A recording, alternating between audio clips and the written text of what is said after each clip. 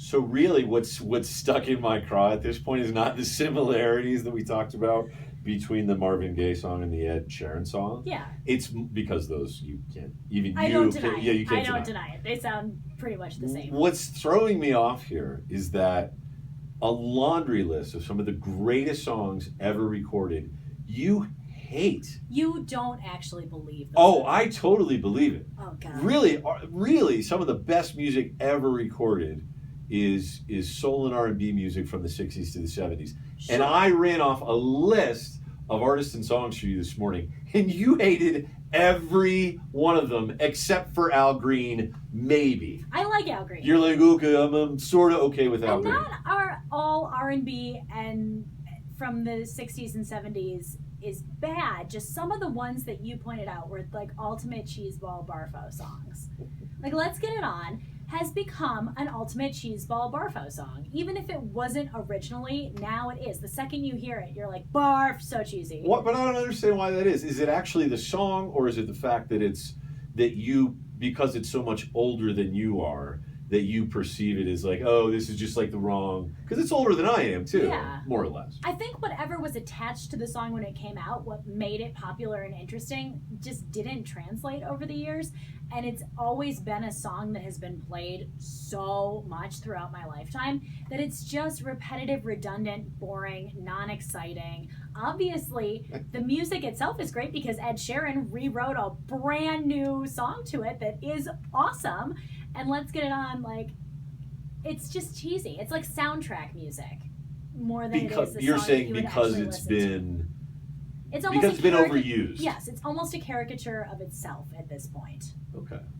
Now that argument I would totally disagree, but I could almost get. You can see where I'm coming from. I can see where you're coming from. Like okay. if you were actually looking at that song or listening to that song and saying it lacks musical merit or integrity or it's not interesting. I mean, it's a brilliantly crafted song. Sure, it just is boring and cheesy because it's been done to death.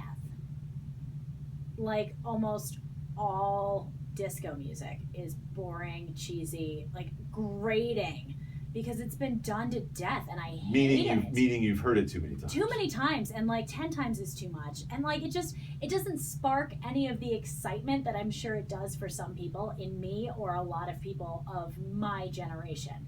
So whatever it is that the song achieved once upon a time, it's no longer achieving, and I just don't want to hear it. Sure, and that makes sense too, because what you're saying is there's, for all of those songs, whether you're talking about disco songs or Marvin Gaye songs or whatever, the main thing people are connecting to is a cultural touchstone. That's what they share, right? Yeah. Is the collective experience of either having lived through the Motown era or having lived through Saturday Night Fever or whatever it is. And if you did, which you didn't, then you're just like, there's nothing. Even Saturday Night Fever, I watched that movie and I was like, why are we all amped up about John Travolta in a bad suit? This is terrible. That movie stunk. Like, I know it was trying to deal with like issues and things like that, but for me, I was just like, this is terrible. You're trying to jam real feelings into a movie about bad dancing, and I just didn't like it. And I thought Dirty Dancing did it better.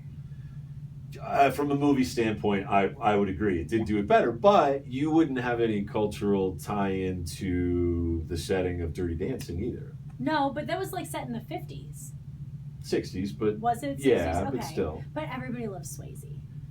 So it was just a better actor or somebody that you like better. Yeah, and everybody has felt like Baby.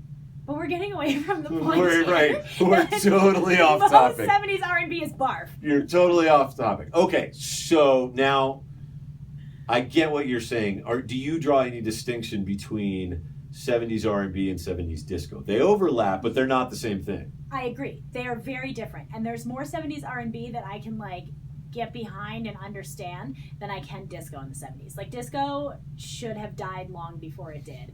It just is terrible. It's terrible music.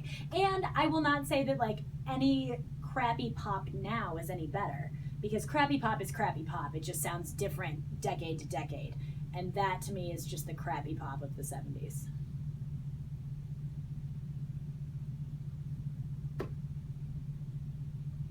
Have I rendered you speechless? No. I'm looking for a sentence to wrap it up. Because I still think you're wrong. But again, that's a personal taste issue. That's your opinion. Yeah, it's a total personal taste issue. But we've established that. But I do get the fact that those songs and artists don't have any cultural relevance for you. Yes. Whereas they do for me. Even though, even during the disco, I mean, I was under 10 when disco was huge. But it was huge and it was everywhere. And so I have... So you understand my Spice Girls now. I will never admit that. But you do. You understand it better. Well, I get that it's a guilty pleasure from your childhood. I just think, in terms of crappy music, you're gonna have to put the Spice Girls somewhere near the top. Oh, at 100%. least Crappy music from the 90s. It's part of the crappy pop. I just bought into that crappy pop. And it's worse than crappy pop from the 70s. Nah, yes, I win. No.